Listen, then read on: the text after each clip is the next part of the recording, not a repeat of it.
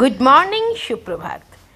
তো সবাই নিশ্চয়ই খুব ভালো আছো। আজকে সকাল সকাল ভিডিওটা স্টার্ট করলাম। আজ আমি তোমাদের শেয়ার করছি জিম্মার একদম মর্নিং টু নাইট রুটিন। তোমরা অনেক দিন থেকে বলছো জিম্মার মর্নিং টু নাইট রুটিন দাও। তো সবার প্রথম দেখাই, দেখো আমার জানলায় কত পাখি এসছে। কেন জানো?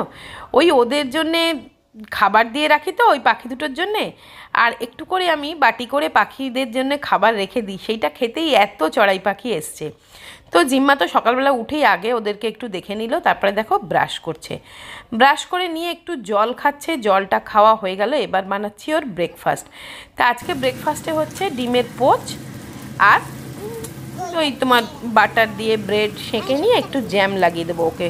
ও এরকম করেই ব্রেডটা খেতে ভালোবাসে, শুধু বাটার দিয়ে না হয়ে বাটার দিয়ে ব্রেডটাকে একটুখানি এপিট ওপিট সেঁকে নিয়ে একটু জ্যাম লাগিয়ে দেবো। দেখো জ্যাম লাগিয়ে নিচ্ছি, আর এটা হচ্ছে ম্যাঙ্গো জ্যাম, কিষানের ম্যাঙ্গো জ্যামটা খেতে খুব ভালো লাগে দেখবে।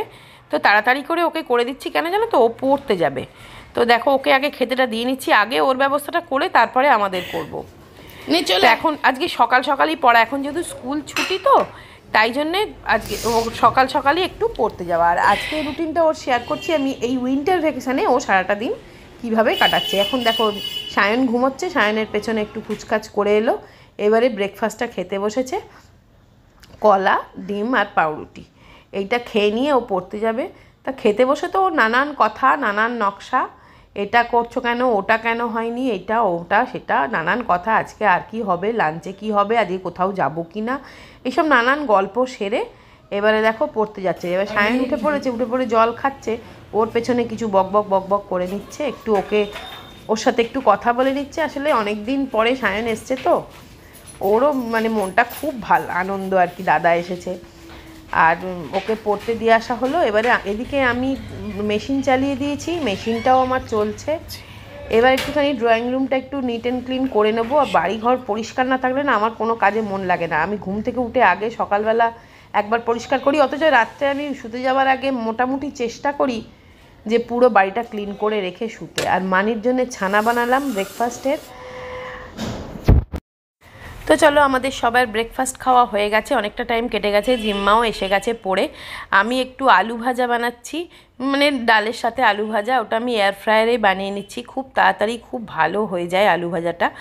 তো দেখো এটা হচ্ছে আগারোর এয়ার ফ্রায়ার। আর আজকে আমি দুটো জিনিস বানাবো এয়ার ফ্রায়ারে, এই আলু ভাজা বানালাম আর জিম্মা আর সায়নের বায়না মানে কাজু ফ্রাই খাবে।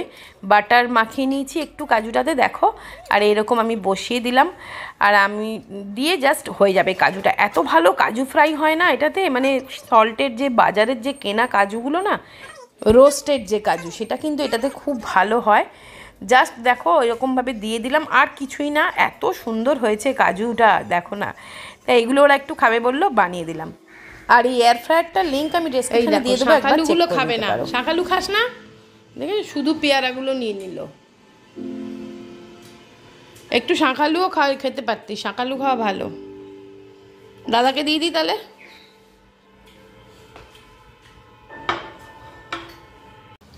আর দেখো আজকে লাঞ্চে হচ্ছে পিঠে।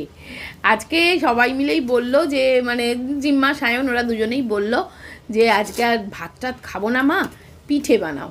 তো অনেকদিন ধরেই ভাবছি পিঠে বানাবো, সায়ন এসছে। আর সায়ন না এই সেদ্ধ পিঠে খেতে খুবই ভালোবাসে। তো মানির জন্য ভাত আছে, আমি লেগে পড়েছি জোরদার পিঠে বানানোতে। তো এই দেখো পিঠে একদম রেডি। কেমন হয়েছে? আর জিম্মা এই ছোট্ট ছোট্টগুলো বানিয়েছে, এই দেখো না গুলগুলি কী সব, ওইগুলো ও নিজেই নিয়েছে। নেই আমি গুড় দিয়ে দিই, গুড় দিই বাটিতে।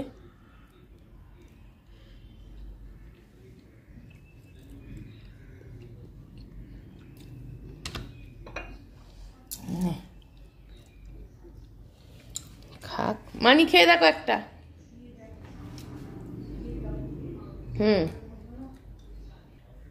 কেমন হয়েছে খেয়ে বলো। দারুণ। নরম হয়েছে না? দারুণ নরম, ভালো হয়েছে না টেস্ট? ছাইটাও ঠিক হয়েছে তার মানে? গুড়টা তাহলে ভালোই এনেছে।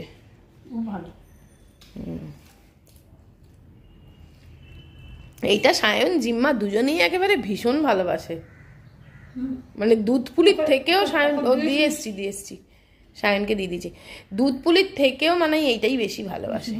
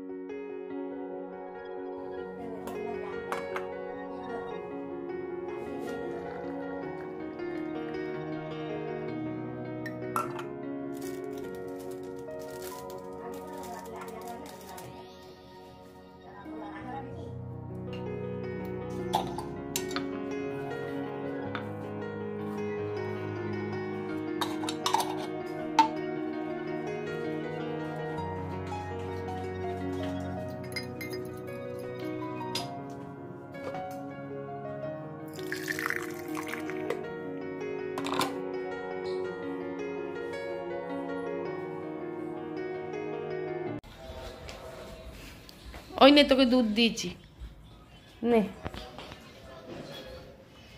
আমি দেখতে পাইনি দুধটা খেয়ে নাও। নাও দেখো, একটু দেখো, নাও।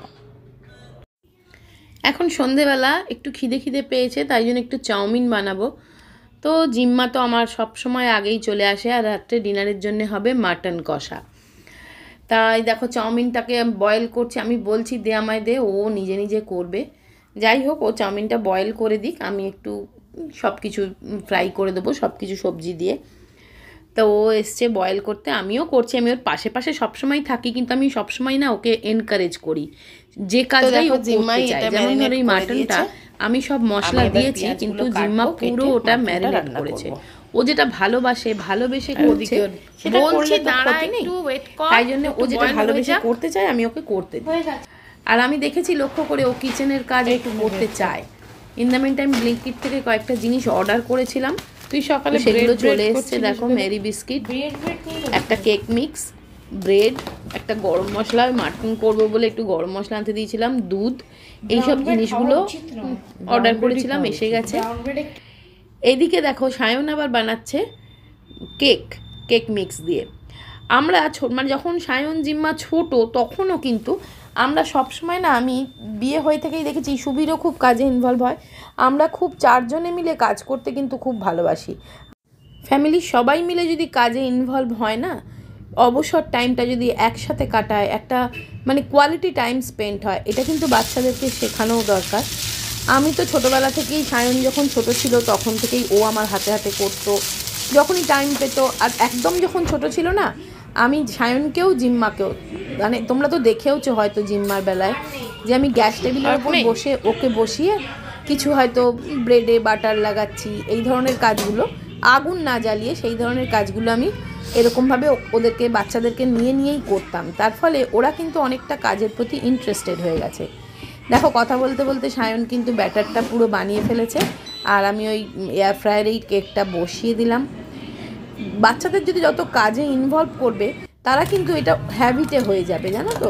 ওই জন্যে এখন তোমরা জিজ্ঞাসা করো যে সায়ন একলা থাকে, সায়ন কিন্তু ব্যাঙ্গালোরে একাই থাকে, এবং সেখানে ও নিজে নিজেই কিন্তু যা পারে নিজে নিজেই করে, নিজে নিজেই করে খায়। আমি সমস্ত গুছিয়ে দিয়ে এসেছি, তোমরা তো আমার ব্যাঙ্গালোর ব্লগটা দেখলে বুঝতে পারবে। সেখানে একটা ফ্ল্যাট নেওয়া হয়েছে, এবং সেখানে সমস্ত কিছু ইচ অ্যান্ড এভরিথিং আমি কিন্তু গুছিয়ে সুন্দর করে রেখে এসেছি, যাতে নাকি আমার ছেলের কোনো রকম অসুবিধে সেখানে না হয়। ফ্রিজ থেকে শুরু করে ওয়াশিং মেশিন, তারপরে mixer grinder, chopper, chopping board, each and everything আমার এখানে যা যা সেট আপ আছে আমি সমস্ত কিছু ওখানে ওকে করে দিয়ে এসেছি, এই কারণেই যাতে নাকি ওর সুবিধে হয় করতে। দেখো নিজে নিজে ও সব পারে, একটু শিখিয়ে দিয়েছি আমি ছোট থেকেই। শিখে গেলে বাচ্চা কিন্তু বড় হলে আর কোনো কষ্ট হয় না। আজকালকার দিনে বলো কে ঘরে থাকে, এই যে জিম্মা এখন পড়াশোনা করছে, বাড়িতে আমার সাথে আছে, বড় হয়ে কে কোথায় থাকবে বাচ্চাদের তো বলা যায় না। তাই জন্য না বাচ্চাদেরকে অল্প অল্প কাজ শেখালে আমার মনে হয় সেটা আখেরে লাভই দেয়, ওদের জন্যই ভালো হয়। একদম কিছু না জানলে কিন্তু ওদেরই অসুবিধা হতো। তা পোস্তটা এনেছিল, বেশি করেই পোস্ত এনেছিল, সেটা একেবারে স্টোর করে রেখে দিলাম। আর দেখো কথা বলতে বলতে আমার কেকটা কিন্তু একদম সুন্দরভাবে ফুলে সুন্দর একটা কেক কিন্তু তৈরি হয়ে গেছে। আর এদিকে আবার দেখো সায়ন আবার মাটনটাও একটু আমি কষাচ্ছিলাম, ও একটু কষাতে চলে গেছে। মাটন তো যত কষানো হবে ততই ভালো।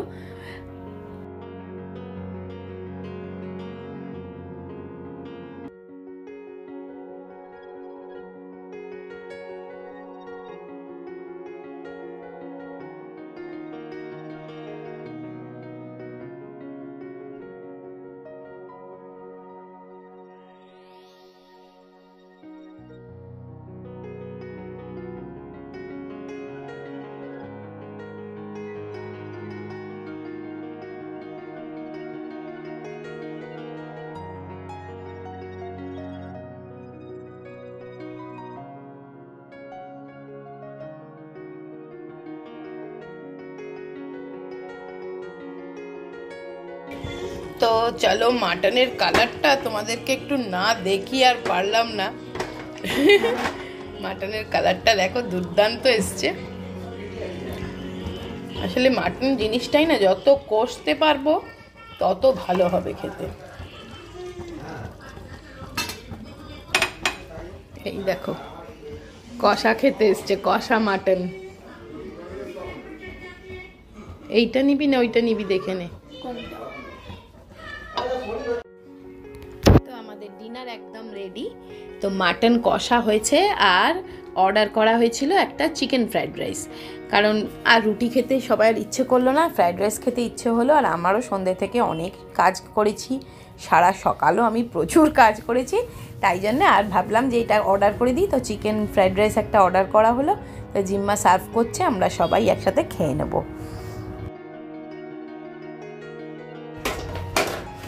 দেখো কি কাণ্ড।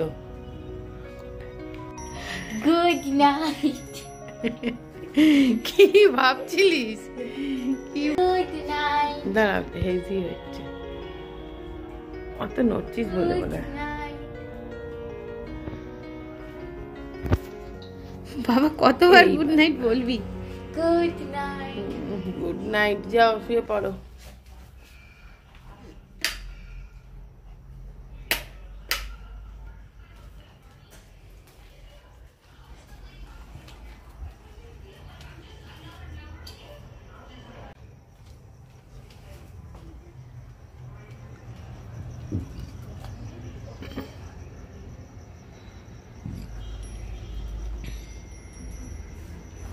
তো চলো, আজকের দিনটা তো এইভাবেই কেটে গেল, সকাল থেকে রাত অবধি তোমাদের সাথে শেয়ার করলাম। আর দেখো এখন কিন্তু রাত্রি অনেকটা হয়ে গেছে, প্রায় 11:30 বাজে। দেখো রাস্তা একদম খালি, অন্ধকার। আমিও এবারে আমাদের এই স্টার লাইটটা নিভিয়ে দেবো। এই স্টার লাইটটা জ্বললে সন্ধ্যে থেকে এর ব্যালকনিটা এত সুন্দর লাগে না, মানে সত্যি বলছি, এখানে এক কাপ কফি নিয়ে বসে দুর্দান্ত টাইম পাস হয়। আমি তো মাঝে মাঝে বসেও থাকি, কিন্তু বসে থাকার টাইমটা খুবই কম পাই, যদিও বসে থাকার টাইম আমার একদমই নেই গো। যাই হোক, তো সবাইকে গুড নাইট জানিয়ে খুব ভালো থেকো, সুস্থ থেকো, আনন্দ থেকো। আবার দেখা হবে একটা অন্য ব্লগে। টাটা।